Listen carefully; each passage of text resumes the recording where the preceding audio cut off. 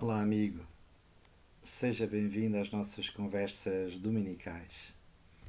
Nós já estamos num estado avançado da vivência da Quaresma, mas nunca será demais, em todas as etapas pelas quais percorremos este tempo da Quaresma, meditar sobre o sentido teológico, espiritual, litúrgico deste tempo, porque é um tempo sagrado e que tem, surpreendentemente, talvez o meu amigo não se tenha dado conta, uma, digamos assim, natureza sacramental. De facto, nas orações do primeiro domingo da Quaresma, chama-se a atenção para isso. Por exemplo, na coleta, na oração coleta, que é a primeira oração que se diz na celebração da Eucaristia, diz assim: concedei-nos, Deus Todo-Poderoso, que pelas práticas anuais do sacramento quaresmal alcancemos maior compreensão do mistério de Cristo e demos testemunho dele com uma vida santa. Veja lá, sacramento quaresmal. E depois, na oração sobre as oblatas, no ofertório, diz assim: fazei que a nossa vida, Senhor, corresponda à oferta das nossas mãos, com a qual damos início à celebração do venerável sacramento da Quaresma. Portanto, temos duas expressões muito significativas, uma que fala no sacramento quaresmal e outra que fala no venerável sacramento da Quaresma. Portanto, temos a apreciação que a Igreja faz na celebração da liturgia sobre este tempo que nos é dado viver, uma conotação sacramental. É claro que é preciso entender qual é o matiz de significado que nestas expressões se mantém, porque nós sabemos, isto é, dogma da Igreja, que os sacramentos são 7, nem mais nem menos. Foi assim declarado no Concílio de Trento. Os sacramentos são 7 e enuncia a sua enumeração: batismo, crisma, eucaristia, unção dos penitência, unção dos doentes, ordem e matrimónio. Portanto, estes 7 sacramentos, e todos eles foram instituídos por Nosso Senhor Jesus Cristo. E diz mais: e sobre eles a Igreja não tem poder. Porque os sacramentos são, na realidade, neste modo como a Igreja sempre os entendeu, desde a sua revelação nas Sagradas Escrituras, no Novo Testamento, até à atualidade, são os gestos e as palavras de Jesus que continuam na história da Igreja através do corpo de Cristo, que é a Igreja. Portanto, é o que há de mais sagrado no mistério da Igreja, até ao ponto que os sacramentos fazem a Igreja, e a Igreja celebra os sacramentos, e assim se compreende como, por exemplo, no Concílio Vaticano II, lá na Lumen Gentium, há uma aplicação analógica do sacramento ao próprio mistério da Igreja, quando o Concílio diz: a Igreja é como que o sacramento da unidade de todo o género humano entre si e com Deus. Portanto, sacramento da unidade. E diz ainda que sacramento universal de salvação. Esta nota sacramental visa chamar a atenção para o dado fundamental da nossa fé, da grande tradição do mistério da Igreja, que a Igreja é um sinal eficaz da graça. É isso que está contido na noção de sacramento, clássica do sacramento, que todo o estudante de teologia, nas primeiras lições de teologia sacramental, escuta, aprende. Os sacramentos são sinais sagrados, instituídos por Nosso Senhor Jesus Cristo e que são eficazes da graça. Quer dizer que o sacramento contém em si a graça que significa, a graça que transmite. Por isso, quando nós dizemos que, analogicamente, porque não é o mesmo, os sacramentos são ritos. A Igreja não é um rito, não é? A Igreja é uma comunidade. mas uma comunidade sagrada, isto é, a Igreja contém em si a realidade que significa. Portanto, ela é o corpo místico de Cristo. Né? O Concílio Vaticano II faz esta distinção, ou dois níveis de reflexão. O primeiro capítulo da Lumen Gentium, a Igreja como mistério, não é? E o segundo capítulo, a Igreja como povo de Deus. Mas os dois são elementos, são inseparáveis. Isto é, o povo de Deus, que peregrina na história, como dizia Santo Agostinho de uma forma bela, belíssima, aliás. A Igreja é o povo de Deus que peregrina na história entre as consolações de Deus e as perseguições do mundo. É bom voltar a esta descrição que Santo Agostinho faz do mistério da Igreja na cidade de Deus. Ele tem outra definição, que é mais do que uma definição, porque sim, uma definição, mas que no fundo é uma narrativa. Quando ele diz: dois amores fazem duas cidades. O amor de Deus até ao desprezo do mundo faz a cidade de Deus.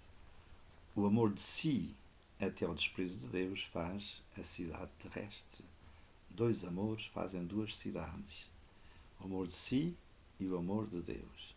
Uma vez, um aluno, numa aula, colocou-me o problema sobre a questão do pecado, o pecado moral.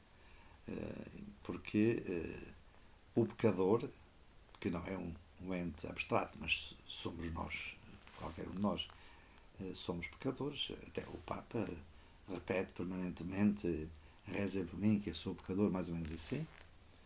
Portanto, a condição de pecador significa que o pecador ama-se mais a si do que a Deus. É o amor sui. E por isso, quando se fala do amor, estamos a evocar uma grandeza que é ambígua. Não é? Porque esse meu aluno, aliás, muito dedicado, muito atento sempre, dizia: mas nós fazemos isto por amor, portanto é bom. E então eu citava esta frase, esta distinção muito subtil, muito real, da cidade de Deus, para dizer que há o amor que é bom, digamos assim, o amor de Deus é bom, não é? E o amor sui, o amor de si, nem sempre é bom. E, portanto, nós não podemos apelar ao amor para dizer a moralidade positiva de todas as ações que praticamos. Porque pode haver um amor que leva ao desprezo de Deus. Isso é o pecado. Desde Adão e Eva, não é? O desprezo de Deus. Portanto, o amor, amor sui us quod contemptum Dei, faz a cidade terrestre. O amor de si até ao desprezo de Deus faz a cidade terrestre. O amor de Deus até ao desprezo do mundo faz a cidade de Deus. Portanto, estás a ver este tema do amor como distintivo das duas cidades. Mas o que eu queria aqui referir era justamente a importância que a Igreja tem como aquela comunidade que contém em si o mistério de Deus. Por isso é que o Concílio Vaticano II fala na Igreja como mistério, e aí ela é como que sacramento, porque ela tem uma eficácia própria. Ela transporta em si a realidade significada que é o mistério do corpo de Cristo. A Igreja Povo de Deus, é aquela que peregrina na história. Portanto, é muito importante nós meditarmos nestes temas e, concretamente, neste tempo em que nós vivemos na Quaresma, quando a Igreja aplica também ao tempo quaresmal a categoria sacramental. Este santo tempo da Quaresma. É interessante porque nós estamos habituados a ver os sacramentos como ritos, e é verdade, este é um bom hábito, porque os sacramentos são ritos. E agora, a partir do Concílio Vaticano II, aliás, foi uma reflexão que foi preparada anteriormente pelos teólogos, grandes pensadores, na segunda metade do século XX, depois da Segunda Guerra Mundial, ou até entre a Primeira e a Segunda Guerra Mundial, houve uma grande renovação da teologia, não é? E que desembocou no Concílio Vaticano II.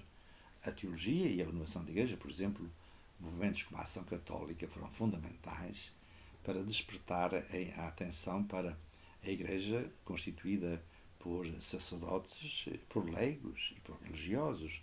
E o papel fundamental dos leigos que a Ação Católica dinamizava era justamente fermentar de Evangelho as realidades terrestres.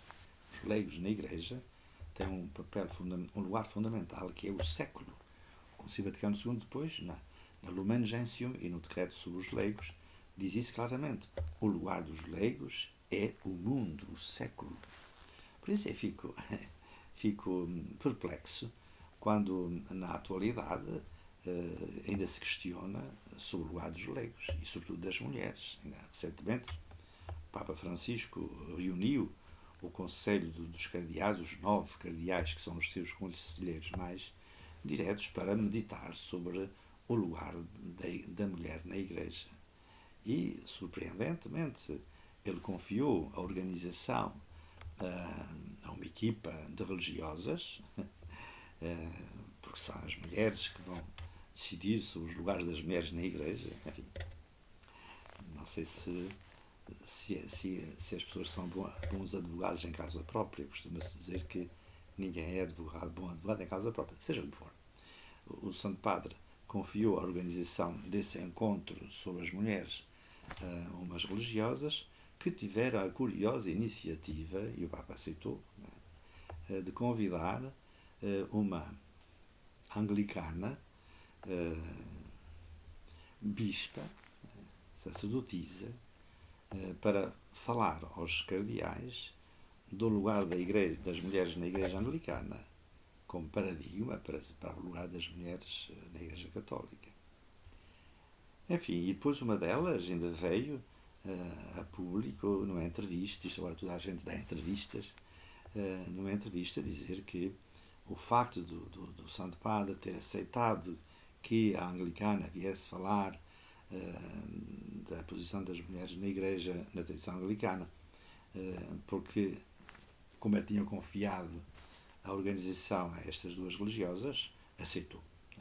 Claro que ela depois veio dizer, numa entrevista, que o Santo Padre está na linha da abertura do diaconado e, quiçá, do sacerdócio às mulheres, o que é um absurdo. O Santo Padre não fará isso, com certeza. Não pode, porque nestas questões fundamentais, sacramentais, na sua essência, tanto sobre os ritos, como sobre a Igreja, como sobre a Quaresma, como um tempo sacramental, como eficácia própria de salvação no ciclo do ano litúrgico, a Igreja só pode organizar, não pode determinar a sua essência. Não pode determinar a sua essência porque o fundamento é Jesus Cristo. E, de facto, a Quaresma, como tempo sacramental, evoca o tempo de Jesus no deserto. E este tempo sacramental vive da memória das tentações de Jesus no deserto como paradigma, não só da Quaresma, mas de toda a existência cristã. E por isso, quando a Igreja se refere à Quaresma como um tempo sacramental ou como sacramento da Quaresma, está a evocar a memória do mistério de Cristo nas tentações no deserto. Ou seja, o Senhor foi tentado no deserto e nós conhecemos estas tentações que nos são reveladas tanto no Evangelho de São Mateus como no Evangelho de São Lucas, praticamente coincidentes, e que nós conhecemos do Evangelho, e que não são, digamos assim, um acontecimento que seja circunstancial. Não, são referências fundamentais. Ele foi tentado pelo demónio no deserto, e as tentações de Jesus no deserto têm uma força muito própria, porque elas dizem no Evangelho de São Mateus, a primeira tentação no Evangelho de São Mateus é a tentação do pão. Se és o Filho de Deus, transforma estas pedras em pão. O amigo conhece. A segunda tentação levou ao pináculo do templo e disse a Jesus: atira-te daqui abaixo, porque está escrito, e citou um salmo, o Salmo 91, os anjos de Deus vão-te suportar e os teus pés não vão precipitar-se nas pedras. E a terceira tentação, que é o culminar das duas anteriores, leva a um lugar muito elevado, mostrou todos os reinos do mundo e disse-lhe: tudo isto te darei se prostrado me adorares. E qual foi a resposta de Jesus? A primeira: nem só de pão vive o homem, mas toda a palavra que sai da boca de Deus. Quer dizer, nós podemos estar preocupados com o pão, ou seja, com a alimentação, com a pobreza, até com o lugar dos homens ou das mulheres na igreja e no mundo. Mas se não estivermos centrados naquilo que é essencial, nem só de pão vive o homem, mas toda a palavra que sai da boca de Deus, se não estivermos centrados na palavra que sai da boca de Deus, não encontramos solução para nenhum problema. Nós sabemos como recentemente o Fórum Económico Mundial, reunido em Davos, repetiu o grande projeto de, em 2030, resolver o problema da pobreza. Mas como? Onde é que está a palavra de Deus que alimenta os grandes do mundo? Eles fizeram um rito à Pachamama, quer dizer, eles não vivem da palavra que sai da boca de Deus, mas vivem da tentação, de pensar que resolve os problemas. Como? Eles que têm o poder todo do mundo nas mãos, todas as riquezas, e eles é que são as causas, podríamos dizer, uma crítica radical dos poderosos do mundo, eles é que são as causas de todos os males, deste ponto de vista, no mundo. E como é que agora vão resolver o problema? Só através da economia sustentável ou outra? A resposta que Jesus disse é muito importante. Nem só de pão vive o homem, mas toda a palavra que sai da boca de Deus. Ou, outra palavra que Jesus disse, procurar o reino de Deus e a sua justiça, e tudo o resto virá por acréscimo.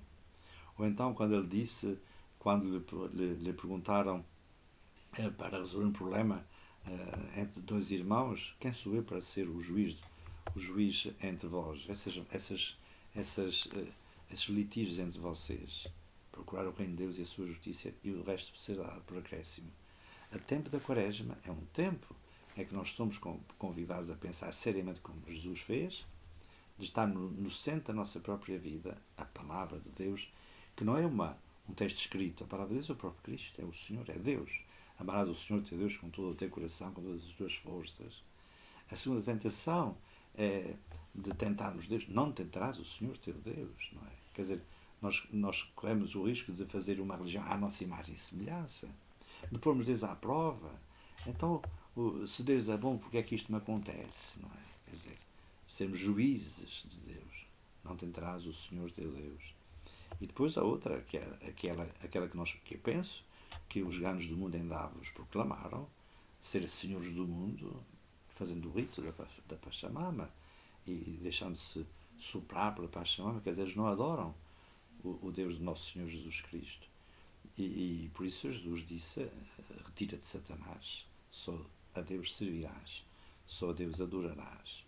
Ora, Jesus venceu as tentações e para nos mostrar como havemos de vencer as tentações, porque as tentações que Jesus venceu são as nossas. São aquelas tentações de Adão e Eva.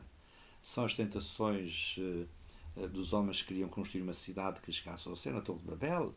São as tentações do povo de Deus de querer um Deus à sua imagem e semelhança, o bezerro de ouro, no fundo, os ritos de fertilidade, etc. Queremos apoderar de tudo, não é? Os padres da Igreja